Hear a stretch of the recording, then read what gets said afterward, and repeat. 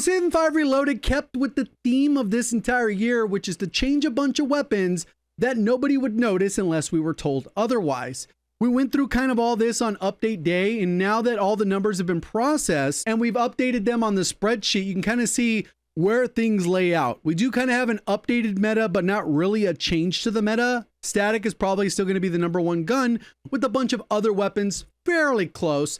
STG still kind of the #1, even though Pulemyot comes in there. The new RAL conversion kit is pretty cool. Hopefully at some point we get a little bit more buffs that are meaningful, because the MCW has been buffed 6 times now and is still not the hard meta or even close to the hard meta. Could be fun to experiment with, but it's definitely not meta. We're going to go ahead and kind of focus on just the top 8 loadouts or so. There's a plenty that you could add to this list. Like I show on the spreadsheet, there's a ton of options that you can kind of experiment with. And then as we get to the top, that's just kind of where the meta is. And this is what people are using to play either ranked or in competitive lobbies. That's kind of what you're going to go ahead and see when they actually want to make sure that they have the most optimal loadout possible. But if you're not in that bracket where you're trying to be as competitive as possible, there's always going to be another tier of options where you could just kind of have fun with. And keep in mind that you could really just mix and match. The Eradicator might be better combination with the WSP9, or you put the WSP9 with something like the Pulemyot, because if you're stuck reloading, the WSP9 has a little bit more versatility at range as like a sniper support,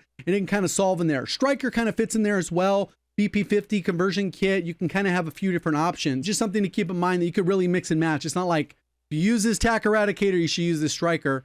It's generally not how it works. So for the Striker, this is kind of how it's going to end up looking out. The nice part is that you can actually put on the bigger mag if you want. It will not slow you down an insane amount, 20 milliseconds. But if you keep it on the 48 round, you get around the 200 milliseconds, which is ideal for SMGs, and you'll still have a manageable enough bullet velocity to go ahead and kind of shoot targets. Have the good mobility, you get a quick reload in. Overall, pretty versatile gun, but it's not really the hard meta. It's just pretty good. And then we got the TAC Eradicator. I don't think people like the funny rate of fire change that it has. Overall, we've already kind of talked about this one in the long range meta. Nothing changed with this weapon, so it's essentially the same.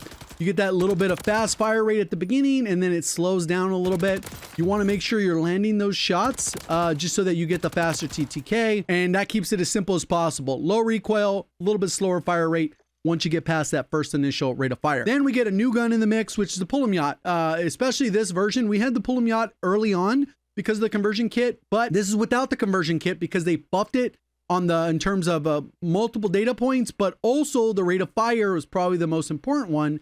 So it gets a little bit closer to 600 RPM, which is pretty nice. 545, very solid, and it actually changes the way the gun feels entirely. This ends up being the build that I ended up going with. Still not insanely fast or slow, like it's kind of in the middle there. It could be probably a little bit slower, could be a little bit faster. But with this build, you're going to have very good bullet velocity up over like 1100, which is very solid, and an ADS speed of 457. So not terrible, but it's an LMG. What do you expect? This doesn't end up ever being a fan favorite, even though the TTK is going to be very good and it has good bullet velocity, especially on big map. This could be like advantageous. But overall, people just don't generally like slow, sluggish guns. WSP9, we've incorporated the Jack Slash and the new Quartermaster muzzle. Pretty solid gun, and it has been for a while. You could put on the 50 round, you could put on the bigger mag if you wanted. Again, it comes down to preference on what you like. I think this gun overall performs really good as a sniper support, but it kind of struggles sometimes as an SMG because of the open bolt delay. It kind of puts you at a slight disadvantage when you're reacting to someone. Versus if you're just firing at someone in the open, it's always going to feel pretty good. And then we get some ones we've already had for a while. We get the SVA, which really hasn't changed. Obviously, we got that new Obsidian camo, or newer. And pretty much this one, you're going to put in that semi-auto, you spam trigger, and you get a pretty reliable TTK because the bullet velocity and the recoil spread isn't crazy, so you're more likely to hit shots. This one's definitely at long ranges, it's better.